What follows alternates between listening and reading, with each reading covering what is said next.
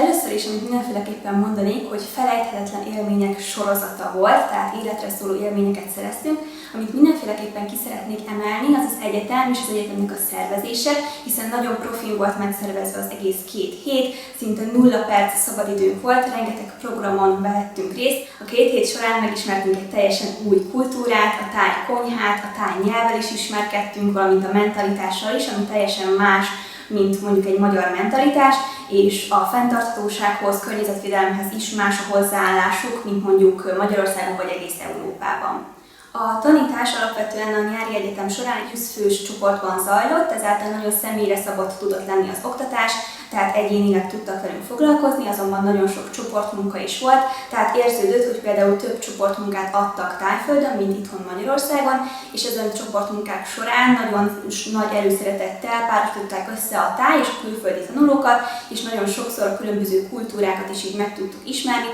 A gyakorlat és elmélet aránya az nagyjából ilyen 50-50% volt, vagy talán 60-40 a gyakorlat javára, tehát alapvetően nagyon gyakorlatias oktatás volt Tájföldön. Erre a legjobb példa az a tájkonyháról szóló nap volt, ugyanis egy egész napot csak arra szenteltek, hogy erről a tájkonyháról tanulhassunk, és ezen nap során a délelőtti órákban az elméleti részt vettük át, tehát hogy például mik a tájkonyha jellegzetességei, milyen fűszereket használnak, mik a legtipikusabb tájételek, és a délután során egészen az esti késő délutáni órákig pedig egy tájfőző kurzuson vettünk részt, ami nekem személy szerint az egyik legnagyobb élményem volt, ugyanis ezen főzőkurzus során 4 tájételt készíthettünk el, egy tájséffel együtt, egy szimultán főzés keretében csoportokban. A program végén egy projektmunkát kellett készítenünk, ez egy prezentáció formájában került megrendezésre, és 4-5 fős csoportokban arról kellett beszélnünk, hogy nekünk milyen üzleti ötletünk lenne a fenntarthatóság vagy környezetvédelem jegyében, leginkább a turizmushoz köthetően. Mi például azt választottuk, hogy az óceánokban feldülemlett műanyagokból ilyen újrahasznosított táskákat fogunk készíteni, és ehhez kapcsolódóan adtuk elő az üzleti tervünket egy prezentáció formájában, és ez volt a kimeneti követelménye ennek a programnak, amit végül mindenki sikeresen teljesített.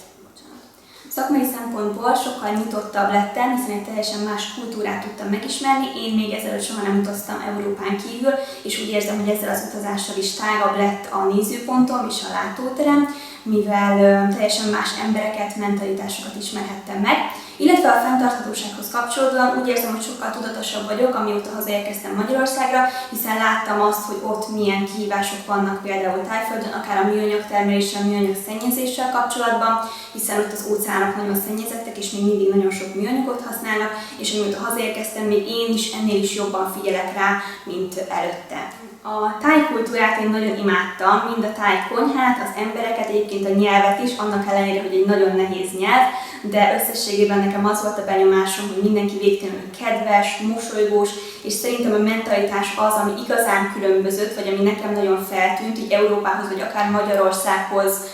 kapcsolódóan, hiszen például ott kint, hogyha az utcán rámosolyogtam valakire, akkor egyből visszamosolygott, nagyon tetszett mindenkinek az, hogy mi külföldiek vagyunk, tehát szerintem ez a vendégszerető, pozitív mentalitás az, amit igazán átvehetnénk tőlük, hogy akár egy nagyon picit megtanulhatnánk, hiszen ez egy olyan dolog volt, amit én azóta is hiányolok, amióta hazajöttem.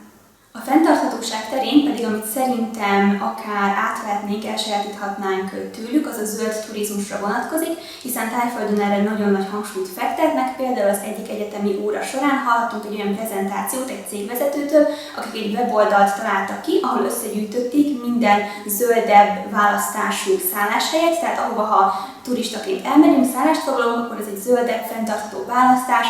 és itt össze van gyűjtve ezen a weboldalon minden ilyen lehetőség, és szerintem ez Magyarországon is egy nagyon jó ötlet lehet, hiszen úgy gondolom, hogy ha bár itt nem akkora jelentőségű a turizmus, de például a Balaton körül, vagy az olyan helyeken, amik népszerűbbek, ez egy nagyon jó kezdeményezés lehet. És ide elég nehéz lenne egy konkrét élményt választani, úgyhogy inkább felsorolnék pár dolgot, ami nekem nagyon meghatározó volt. Az egyik a tájfőző kurzus, amit már említettem is, illetve a Thai Box kurzuson is részt vehettünk, ezek mind sokkal közelebb hoztak minket a kultúrához, és ezért voltak olyan nagy élmények, hiszen ezzel is jobban meg tudtuk ismerni, hogy pontosan milyen ott az élet. Illetve Phuket szigetén is eltölthettünk 3 napot, ami az egész 3 nap egy hatalmas élmény volt, viszont ezen belül is a snorkelezés volt az egyik kedvenc élményem, hiszen én ezt először próbálhattam ki. Illetve a programszervezők a programnak az elején azt mondták, hogy amikor véget ér ez a 2 hetes nyári egyetem, akkor nem a táj ételek, nem maga a kultúra, vagy éppen a piacok lesznek, amik legjobban hiányozni fognak, amikor hazatérünk Magyarországra, hanem bizony az emberek. És én ezt akkor még elég nehezen tudtam elhinni, hiszen láttam, hogy milyen szép tájföld, milyen szép a tengerpart, mennyire jól érzem magamot, és nem gondoltam volna, hogy 2 hét alatt olyan emberi kapcsolatokat és barátságokat lehet kötni, amik utána ennyire hiányoznának. És bizony, így a 2 hét végeztével azt kell mondjam, hogy nekem is az emberek és a barátaim hiányoznak legjobban, és ez az az élmény, ha lehet ezt élménynek mondani, ami nekem a legmeghatározóbb volt, hiszen 2 hét alatt olyan barátságokat tudtam kötni ezekkel a táj tanulókkal, illetve a nemzetközi tanulókkal is, amik úgy gondolom, hogy életre szólnak, és úgy gondolom, hogy mindenféleképpen még vissza fogok menni Tájföldre.